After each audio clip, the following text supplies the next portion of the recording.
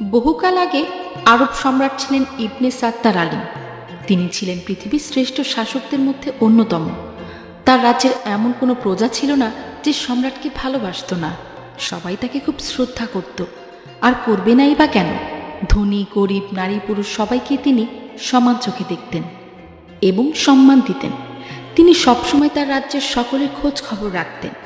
রাজ্যের মানুষ কিভাবে ভালো রাখা যায় সেই চেষ্টাই করতেন। কিন্তু কিছুদিন যাবৎ সম্রাটের মনে কোনো শান্তি ছিল না।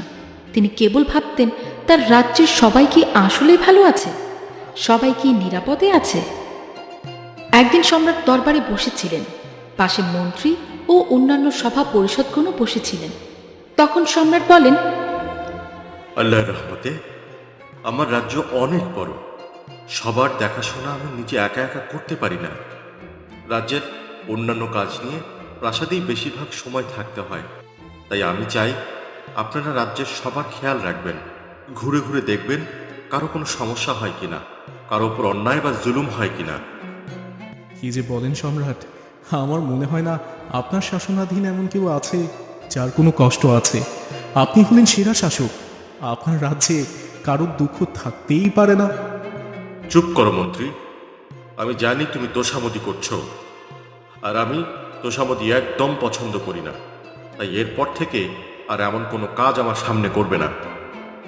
ভুল হয়ে গেছে সম্রাট, আর এমন হবে না।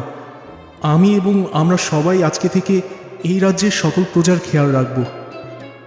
ঠিক আছে, মনে থাকে যেন আমার রাজ্যে যেন কোনো অসুবিধা না হয়, সেদিকেই খেয়াল রাখবেন সবাই।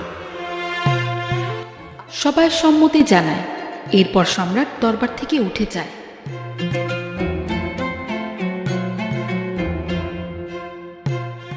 এরপর অনেক দিন কেটে যায়। সম্রাট সবাইকে প্রজাদের দেখে শুনে রাখার দায়িত্ব দিয়েও সম্রাটের মন অস্থির হয়েই থাকে। একদিন রাতে সম্রাট আল্লাহ তাআলার কাছে হাত তুলে প্রার্থনা করতে থাকে। হে আল্লাহ, আপনি আমাকে এক বিশাল সাম্রাজ্যের সম্রাট বানিয়েছেন, অনেক ক্ষমতা দিয়েছেন। আমি জানি না আমি সেসব ঠিকমতো ব্যবহার করতে পারছি কিনা। তবে আমার রাজ্যে যদি কারো মনে কোনো দুঃখ থেকে থাকে, আমি যেন তা জানতে পারি। তাদের দুঃখের কথা যেন আমি অবলোকন করতে পারি। হে মহান আল্লাহ, আমাকে আপনি পথ দেখান। আমার প্রজাদের কষ্টে যে আমি সহ্য করতে পারি না। কিছুক্ষণ পরে সম্রাটের কিছু একটা মনে পড়ে। কে ছদ্মবেশ ধারণ করে প্রাসাদ থেকে বেরিয়ে পড়ে। গভীর রাতে সম্রাট ছদ্মবেশে একা একা হাঁটছে। সাথে নেই কোনো সৈন্য বা রক্ষী। নিস্তব্ধ রাস্তায় তিনি একা একা হাঁটতে থাকে। হাঁটতে হাঁটতে তিনি ভাবেন, এবার আমি নিজেই দেখব আমার প্রজাদের অবস্থা, তারা কেমন আছে, কি করছে।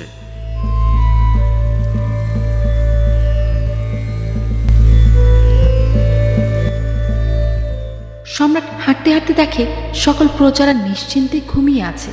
এরকম শান্ত নির্জন পরিবেশ দেখে সম্রাট ভাবতে থাকে, এত রাতে কারো সমস্যা আমি বুঝবো কি করে? সবাই তো ঘুমাচ্ছে, কিন্তু রাত ছাড়া তো আমি বেরো হতে পারছি না। আচ্ছা, একটু ঘুরে দেখি তো, কালকে না হয় এর একটা সমাধান বের ঘটনাটি মনোযোগ দিয়ে